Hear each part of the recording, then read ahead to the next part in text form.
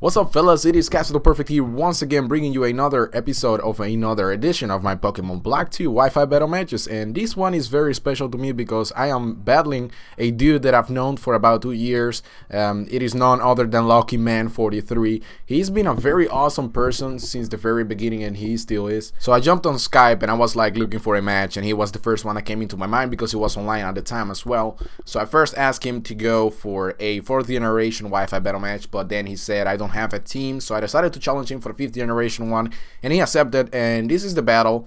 So as you can see, he's gonna lead off with Latios, and I'm gonna lead off with Raw Power, aka my Scizor. I'm gonna go for the safe Bug Bite because I know that his Latios cannot touch me. There is only one move that could possibly one-hit KO my Scizor, and that's gonna be Hidden Power Fire, but I doubt he has Hidden Power Fire on the Latios because that's very unlikely.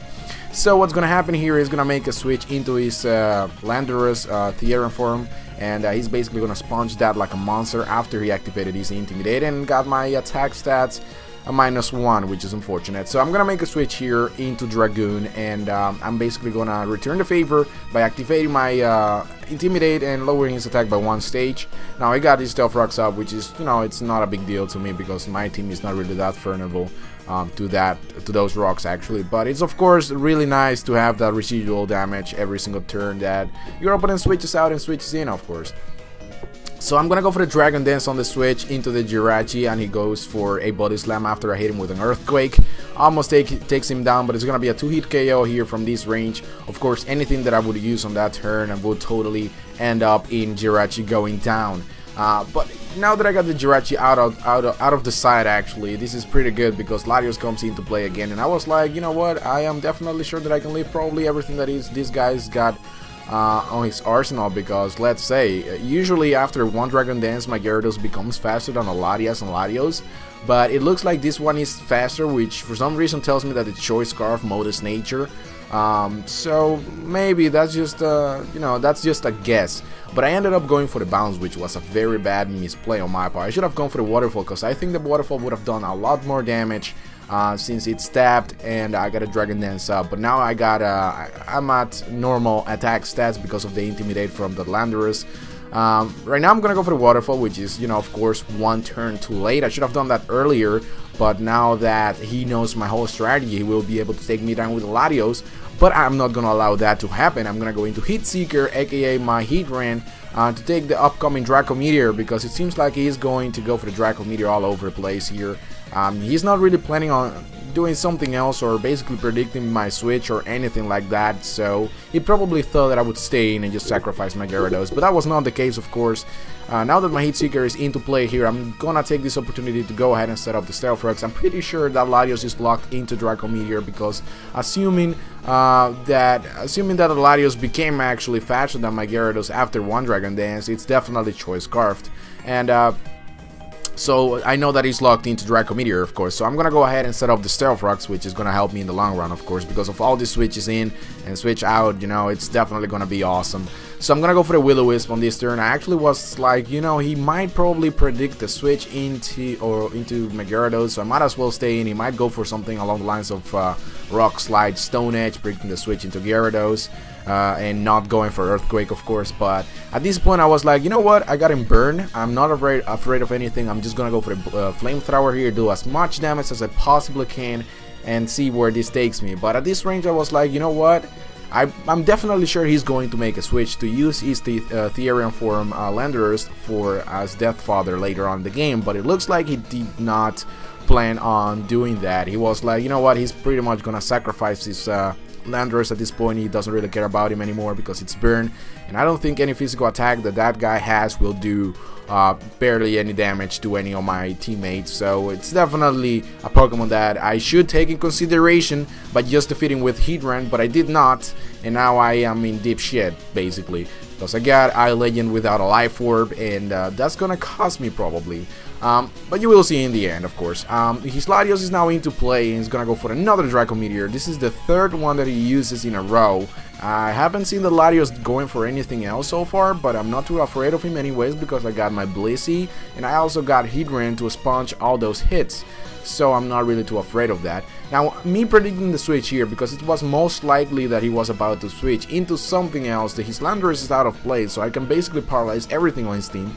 But what I ended up paralyzing was his Venusaur, which is slow to start with, and really, it's not really that big of a threat, but it can be really tricky. So I am really afraid of the lead seed at this point, but I was like, you know what, I'm just gonna see what move he's gonna go for, and I'm just gonna make sure that I'm at full health to take whatever he's about to throw at me. But it looks like I got a free turn because he got the paralysis hacks, and it works out in my favor because now I got my Blissey at full health, and I can just you know, safely switch into my Eye Legend, which is gonna proceed to avoid a sleep powder, and holy shit, that was great.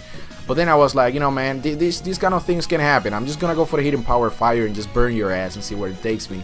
That's gonna do a lot of damage actually, considering I don't have Life Orb anymore, which his Therian form Landorus knocked off a couple of turns ago.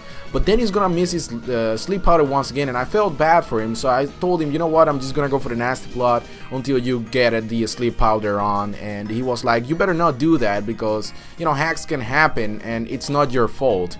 And now because I was, you know, acting kind of kind, I definitely lost quite a chunk of power from my team. You will see what I'm talking about here, because I should have taken out that Venusaur whenever I could, and you know, saved my Jirachi for later. You know, shit is just gonna go down because I was trying to act kind. So I got my Hydran right now into play, and I was actually predicting a Fire Punch, Fire Blast, or something like that. So that's why I went into Heat Seeker, sponge that, activate my Flash Fire ability, and get my ass burning. So I'm gonna go for the Flamethrower now that I have a boost on the fire attacks, and I'm gonna end up hitting in the Keldeo, which is fighting slash water, I believe, type. And you know, this thing is gonna scare the living crap out of me because one, I totally miscalculated its stats. I always believed that Keldeo has a maximum of 394 attack stats and like 306 special attack, but the whole thing was completely reversed. Keldeo has a 394 max special attack and not attack, and that took me completely off guard, as you will see right now, because I was like, you know what, he takes down my Hydran, I'm gonna bring out my Jirachi and I'm gonna beat him down. But then he goes for the Surf and completely annihilates my luckiest, which is gonna be my Jirachi, and I'm like, holy crap, how can this thing hit so hard? What just happened? I don't know. But then it seems like Keldeo is a beast on the special attack stats, and not only that, he also got a 1 command up, and that was just completely stupid on my part to have thought that Keldeo his best stat was attack instead of special attack. So that's gonna cost me 2 Pokemons, actually 3, make it count 3. And now the only thing that I have left to actually hit this guy with is going to be my Caesar. With a Bullet Punch, I'm gonna be able to take him down, but the Pokemons that he's got left are more than powerful to take down the rest of my team, which is gonna be his Infernape. Unfortunately, he's gonna be faster, of course.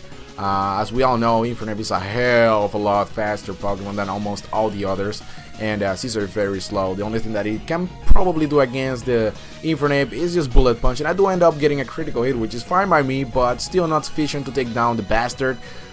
He hits me with a Fire Punch, takes down my Caesar, of course. Now I'm gonna bring out my Mrs. Fatty, which is gonna be my Blissey, and I was really banking on the off chances of me leaving just 1 Fire Punch, then I could just paralyze this guy or something, or just go for the soft boiled. I don't even know what I went for on that turn, but he returns the favor and crits me back because I critted him with a Bullet Punch Caesar like 3 turns ago, and that was really bad. But anyways, I think that at that range, that Infernape also activated his Blaze ability, so I think that Fire Punch would have killed me anyways. But if that was not the case, that crit definitely did matter. And in the end, my sleepy Eye Legend, aka Thunderous, is gonna die to that Fire Punch Speedy Monkey, unfortunately. It was a very fun match nonetheless, guys. I completely love the fact that I got to battle my man Lokiman43 again. If you guys completely enjoyed this match, you know, leave a like, leave a comment, you know, just do whatever you want to do. And I'll definitely talk to you guys later in my next upcoming video. So take care, I love you all.